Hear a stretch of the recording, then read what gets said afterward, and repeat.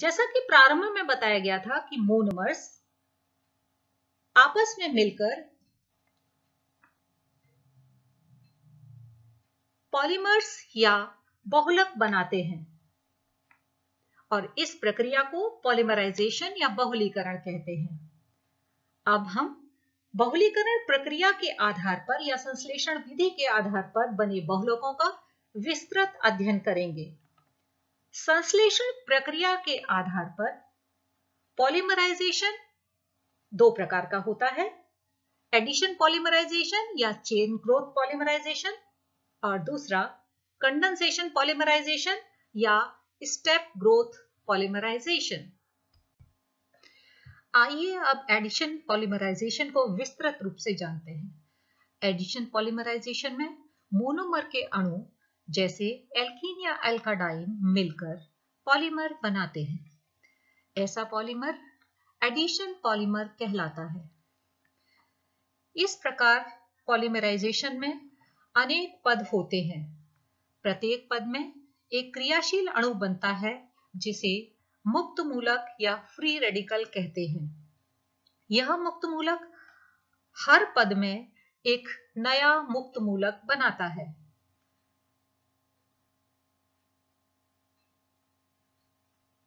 और इस प्रकार अणु लंबाई में बढ़ता जाता है। इसलिए इसे श्रृंखला वृद्धि बहुलीकरण या चेन ग्रोथ पॉलीमराइजेशन कहते हैं। आइए इसकी क्रियाविधि देखते हैं। योगात्मक बहुलीकरण में मुक्त मूलक या फ्री रेडिकल बनते हैं। मुक्त मूलक एक उदासीन क्रियाशील स्पीशीज होते हैं जिन पर एक अयुग्मित इलेक्ट्रॉन होता है। जैसे यहाँ टर्शरी ब्यूटाइल रेडिकल दिखाया गया है, इसमें एक अयुग्मित इलेक्ट्रॉन है। योगात्मक बहुलीकरण मुक्त मूलक क्रियाविधि या फ्री रेडिकल मैकेनिज्म द्वारा होता है। इसमें 3 पद होते हैं। प्रथम पद है श्रृंखला प्रारंभक पद या चेन इनिशिएशन स्टेप। इस पद में बेंजोइल पेरोक्साइड जैसे अणु प्रकाश की उपस्थिति में समांश विदलन या होमोलिटिक फिशन करते हैं तथा 2 मुक्त मूलक बनते हैं। इन मुक्त मूलक को पुनः विघटन होता है और फेनिल मूलक और कार्बन डाइऑक्साइड बनता है। यह फेनिल मूलक मोनोमर जैसे इस केस में इथीन से क्रिया करता है और पुनः एक और मुक्त मूलक बनाता है। एडिशन पॉलीमराइजेशन का अगला स्टेप है चेन प्रोपोगेशन स्टेप या वेग संचरक पद। चेन इनिशिएशन स्टेप में बना हुआ मुक्त मूलक एक और इथीन अणु से क्रिया कर एक और नया और बड़ा मुक्त मूलक बनाता है। इस प्रकार अभिक्रिया चलती रहती है और एल्काइल चेन लंबी और लंबी और लंबी होती जाती है।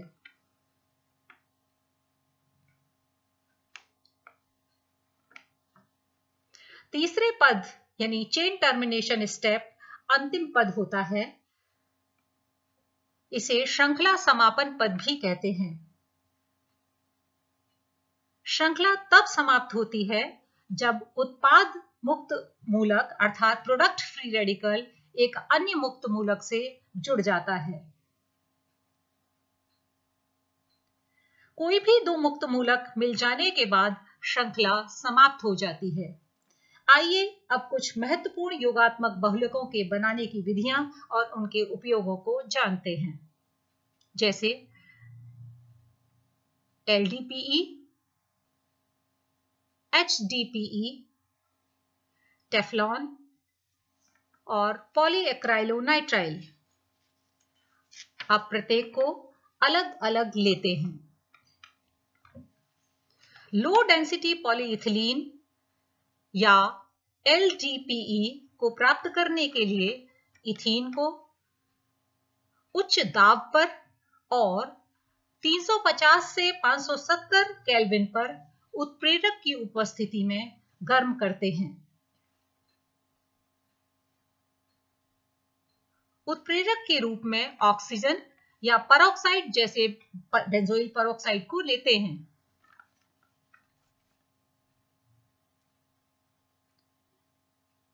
यहाँ LDPE बनने की क्रिया दिखाई गई है।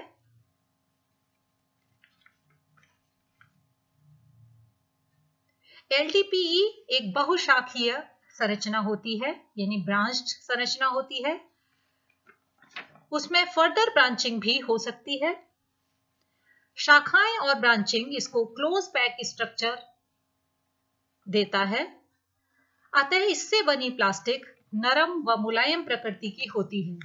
LDPE रासायनिक दृष्टि से अक्रिय, मजबूत और लचीले और विद्युत के कुचालक होते हैं। LDPE इलेक्ट्रिकल वायरिंग के इंसुलेशन में प्रयुक्त होते हैं। इसके अलावा स्क्वीज बॉटल, खिलौने, फ्लेक्सिबल पाइप्स आदि बनाने में यह प्रयुक्त होते हैं। हाई डेंसिटी पॉलीथीन या HDPE भी ऐसा पॉलीमर है जो इथेन मोनोमर से ही बनाया जाता है।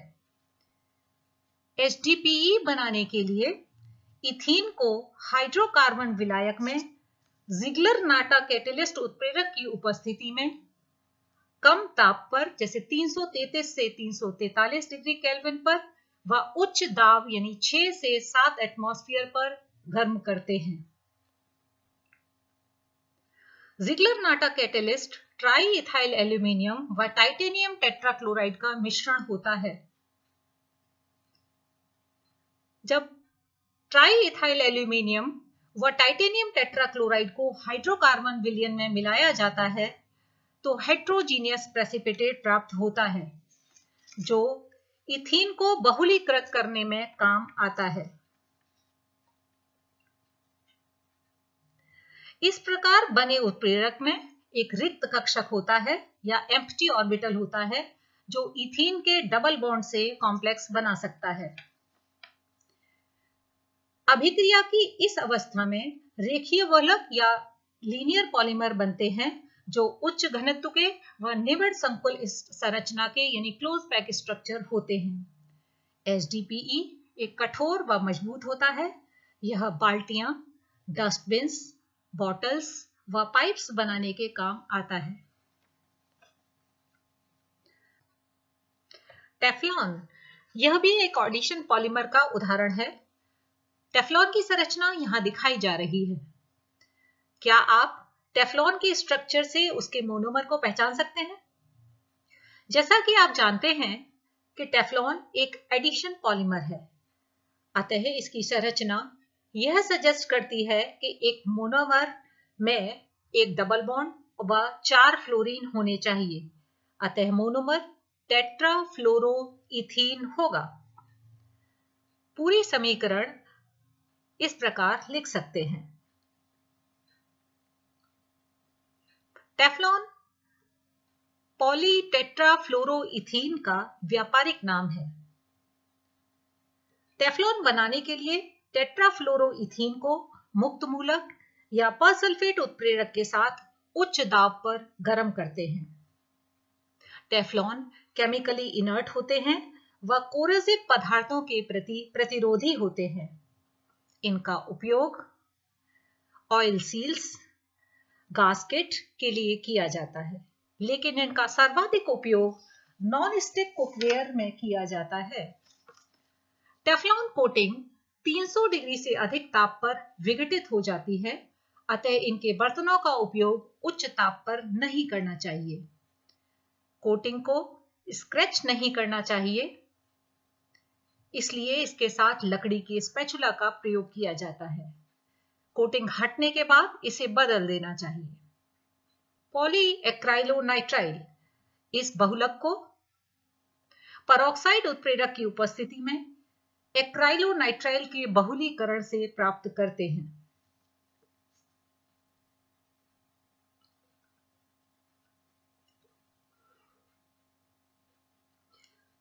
पॉलीएक्राइलोनाइट्राइल व्यापारिक रूप से एक महत्वपूर्ण एक्राइलिक फाइबर है। इसका व्यापारिक नाम ओरलॉन व एक्रिलॉन होता है। यह एक्राइलिक फाइबर कोमल व लचीले लॉफ्टी यार्न होते हैं। इस फाइबर के गुण वूल अर्थात ऊन से मिलते जुलते होते हैं, अतः इसका उपयोग स्वेटर आदि में किया जाता है। यह एक्राइलिक फाइबर धब्बा, रसायन, कीड़ा व कवक आदि के लिए प्रतिरोधी होते हैं। पॉलीस्टाइरीन भी एक एडिशन पॉलीमर है जो स्टाइरीन के कार्बन कार्बन डबल बॉन्ड खुलकर व बहुलीकृत होने से बनता है। इसे स्टायरोफोम भी कहते हैं। अब आते हैं कंडेंसेशन पॉलीमराइजेशन पर। इसमें दो मोनोमर यूनिट जुड़ती हैं और छोटे अणु जैसे वाटर, अमोनिया व अल्कोहल का निष्कासन होता है। ऐसे पॉलीमर को कंडेंसेशन पॉलीमर या संघनन बहुलक कहते हैं।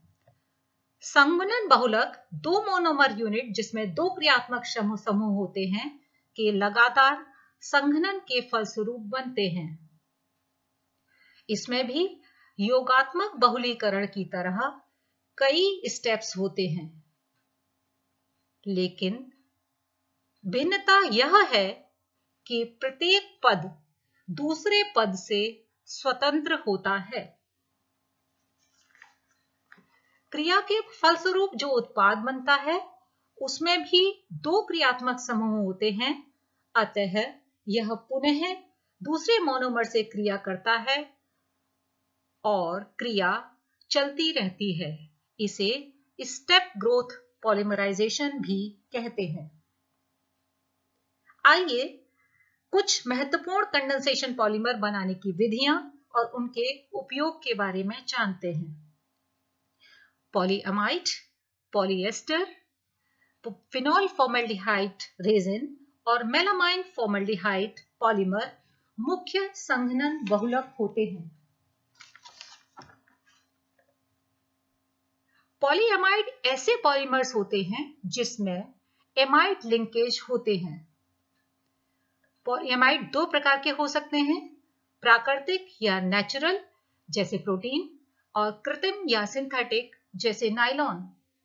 नायलॉन व्यापारिक रूप से अत्यंत महत्वपूर्ण कृत्रिम रेशा या सिंथेटिक फाइबर होता है। पॉलीएमाइड प्राप्त करने के लिए डायामीन और डाइकार्बोक्सिलिक एसिड से क्रिया करवाते हैं। इसमें एमाइड लिंकेज बनता है। नायलॉन के कई रूप संश्लेषित किए जा चुके हैं, उसमें से सबसे महत्वपूर्ण है नायलॉन 6,6। इसके लिए एडिपिक एसिड या 1,6-हेक्सेन डायोइक एसिड की क्रिया हेक्सामिथिलीन डायामीन या 1,6-डाइअमीनोहेक्सेन से 553 यानी 553 डिग्री केल्विन पर व उच्च दाब पर करते हैं।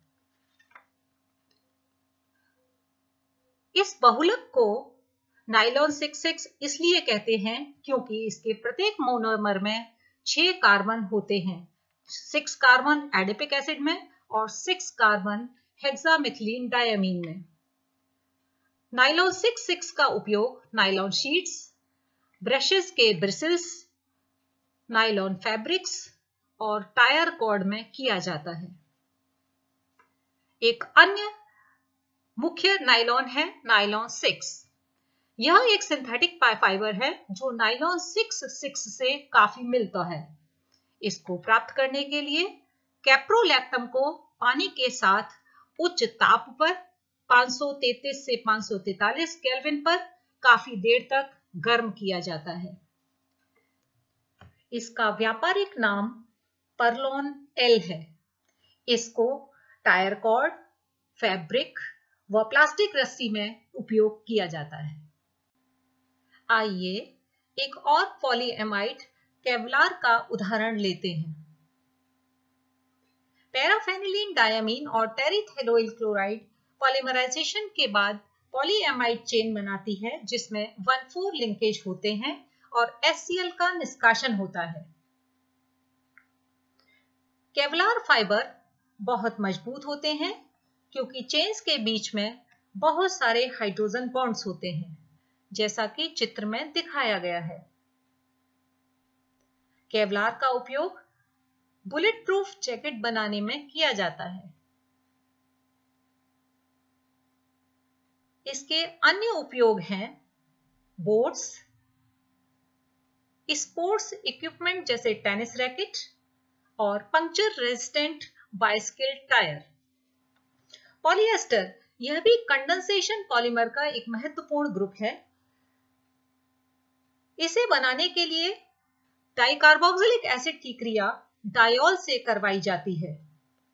डेक्रॉन एक पॉलीइथिलीन टरथैलेट या पीईटी का व्यापारिक नाम है। इसे बनाने के लिए इथिलीन ग्लाइकॉल की टेरिथैलिक एसिड के साथ 420 to 460 डिग्री केल्विन पर जिंक एसीटेट व एंटीमनी ट्राइऑक्साइड उत्प्रेरक की उपस्थिति में क्रिया करवाई जाती है। पीईटी की स्ट्रक्चरल रिपीटिंग यूनिट को यहां दिखाया गया है।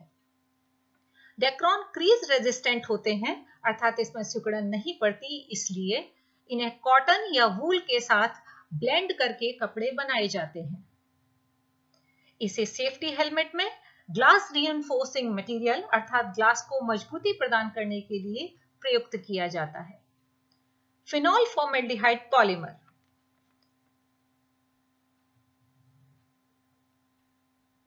फिनॉल फॉर्मेल्डिहाइड पॉलीमर बनाने के लिए प्रथम पद में यानी फर्स्ट स्टेप में फॉर्मेल्डिहाइड का फिनॉल के साथ अम्ल या क्षार की उपस्थिति में संघनन करवाया जाता है। फलस्वरूप ऑर्थो या para hydroxy methyl phenol derivative बनते हैं। दूसरे पद में hydroxy methyl phenol derivative phenol के साथ क्रिया करके ऐसा व्युत्पन्न या डेरिवेटिव बनाते हैं जिसमें रिंग्स मिथिलीन ग्रुप से जुड़ी होती हैं। जैसे यहां रेखीय संरचना या लीनियर स्ट्रक्चर दिखाया गया है जिसे नोवेलेक कहते हैं। इसका उपयोग पेंट्स में होता है। नोवेलेक जब फॉर्मेल्डिहाइड से क्रिया करता है तो चेन्स के बीच में क्रॉस लिंकिंग हो जाती है। यह cross linked rigid 3 dimensional structure bakelite का है। यह सबसे पहला कृत्रिम बहुलक है। बेकेलाइट का उपयोग कंघा, फोनोग्राम रिकॉर्ड्स, इलेक्ट्रिकल स्विचेस आदि में किया जाता है। इसका उपयोग पोर्सिलीन के सब्स्टिट्यूट के रूप में भी किया जाता है, जैसे गेम पीसेस। एक और मुख्य कंडेंसेशन पॉलीमर है मेलामाइन फॉर्मेल्डिहाइड पॉलीमर। इसे बनाने के प्रथम पद में मेलामीन की क्रिया फॉर्मेल्डिहाइड से होती है और एक रेजिन इंटरमीडिएट बनता है। यह रेजिन इंटरमीडिएट कंडेंसेशन पॉलीमराइज होकर मेलामाइन फॉर्मेल्डिहाइड पॉलीमर बनाता है। मेलामाइन अनब्रेकेबल क्रॉकरी बनाने के काम आता है, लेकिन इसमें दरारें पड़ जाती हैं और स्क्रैच पड़ जाते हैं और यह माइक्रोवेव सेफ भी नहीं होते। इनका उपयोग फायर प्रूफ जैकेट बनाने में भी किया जाता है। बेकेलाइट और मेलामाइन दोनों ही थर्मोस्टेटिक पॉलीमर्स हैं।